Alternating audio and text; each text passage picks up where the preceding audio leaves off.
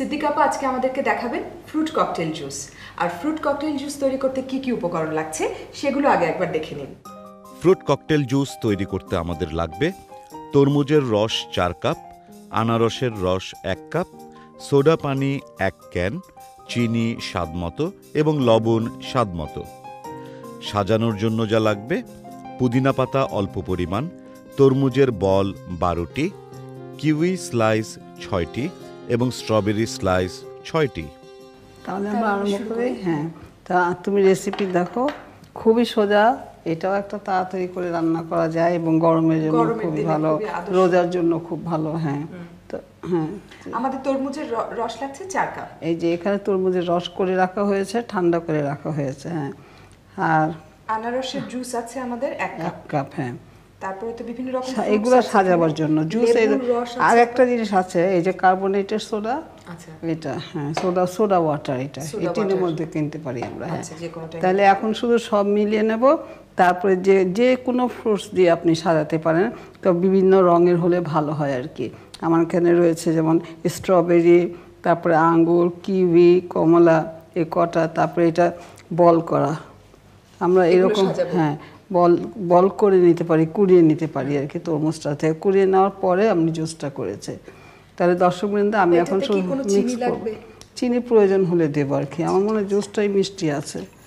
4 cup আমি রস নিচ্ছি, এটাতে মিশানো, ঠান্ডা করা আছে রসগুলো।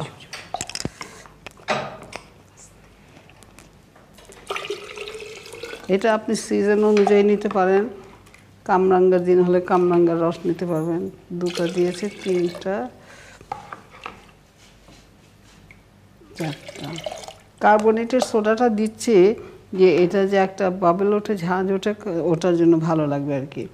আচ্ছা, আনারস এখানে 1 কাপ মাপা আছে। হ্যাঁ, আর এখানে সোডা ওয়াটারটা দেব।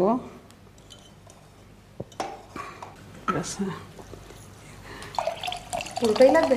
পুরোটাই দিয়ে দিই, দেখো কিরকম। হ্যাঁ, 1 চামচ আনো। কিছুটা চিনি দিই। হ্যাঁ, আধা কাপ দাও, দিয়ে দাও। আধা কাপ চিনি? হ্যাঁ, দিয়ে দাও। হ্যাঁ, মিষ্টি হতে হবে। আমরা ইচ্ছা করে একটু লবণও দিতে পারি, আমি কিন্তু লবণ দিই। আচ্ছা, অথবা লেবুর রস কি দেওয়া যেতে পারে? হ্যাঁ, লেবুর রস দিতে পারা যায়, সল্টি ভাবটা আনার জন্য, তাই না? একটু মিষ্টি মিষ্টি টক হবে। চিনিটা ভালো করে মিলিয়ে নিতে হবে। মিশে যাবে। এটা সরিয়ে দাও, একটু লবণ দাও। আচ্ছা, একটু লবণ দেখি, এটা আমি স্বাদ মতো দিয়ে দিই। একটু লবণ দিচ্ছি, লবণ দিলে এমনি জুসে, কেন পাইনঅ্যাপল জুসও লবণ দিলে ভালো লাগে। তাহলে এখন তুমি এগুলো সরিয়ে দাও, আমি গ্লাসে ঢেলে দেবো।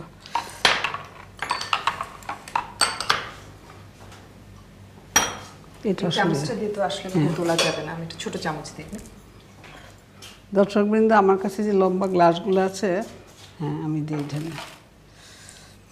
পুরো দেবো না কিন্তু, পুরো দিলে ফলগুলো দেওয়া যাবে না। আচ্ছা, হাফ গ্লাসের মতো করে, হাফের চাইতে বেশি দেবো। তো সব ফল যে দিতেই হবে তাও না, ঘুরিয়ে দাও। এইটাকে ঘুরিয়ে দাও।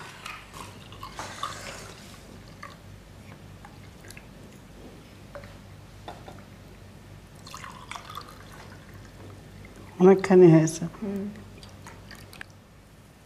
ঠিক আছে না? তাহলে আমরা সব ফল দিব কিনা দেখি, আমরা বুঝে নিই। প্রথমে দিয়ে একটা সবুজ রং দিয়ে, দেখতে ভালো লাগবে। ফলগুলো ডুবে যাচ্ছে, এগুলো যেগুলো ভাসবে, এই যে ওটা ভাসছে, এটা ভাসবে, আঙ্গুরটাও ভাসবে।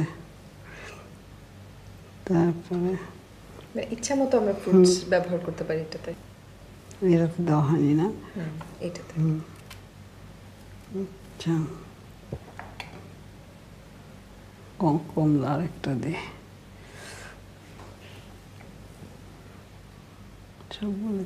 না, এখন এটা হচ্ছে সুন্দর, ফলগুলো না দেখা গেলেও এটার বলও দিতে পারি আমি। এই যে তরমুজের বল,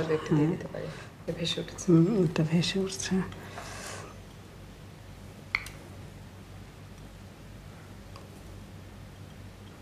সবগুলোতেই 2টো করে দিয়েছি। এখন এটাকে আরেকটু সুন্দর করার জন্য আমরা একটু পুদিনা পাতার যে কুড়িটা আছে, এই কুড়িটা ভেঙে দিয়ে দে।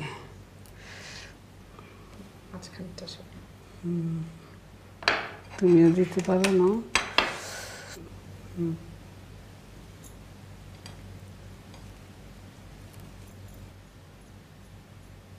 প্রিয় দর্শক, খুব সহজেই আপা আমাদেরকে স্বস্তিদায়ক একটি পানীয় রেসিপি আজকে দেখালেন, সেটা হচ্ছে ফ্রুট ককটেল জুস। আর আপনাদের তৈরির সুবিধার জন্য এর পুরো প্রণালীটি দেখিয়ে দিচ্ছি আরেকবার। ফ্রুট ককটেল জুস তৈরি করতে আমাদের লাগবে তরমুজের রস 4 কাপ, আনারসের রস 1 কাপ, সোডা পানি 1 ক্যান, চিনি স্বাদমতো এবং লবণ স্বাদমতো।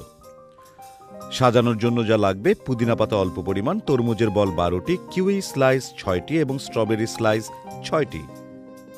প্রথমে তরমুজের রস একটি জগে ঢেলে এর সাথে একে একে আনারসের রস, সোডা পানি, চিনি এবং লবণ দিয়ে ভালো করে নেড়ে নিন। এরপর পরিবেশন গ্লাসে ঢেলে একে একে কিউই স্লাইস, স্ট্রবেরি স্লাইস, তরমুজের বল এবং পুদিনা পাতা দিয়ে সাজিয়ে নিন। ব্যাস, পরিবেশনের জন্য তৈরি হয়ে গেল মজাদার ফ্রুট ককটেল জুস।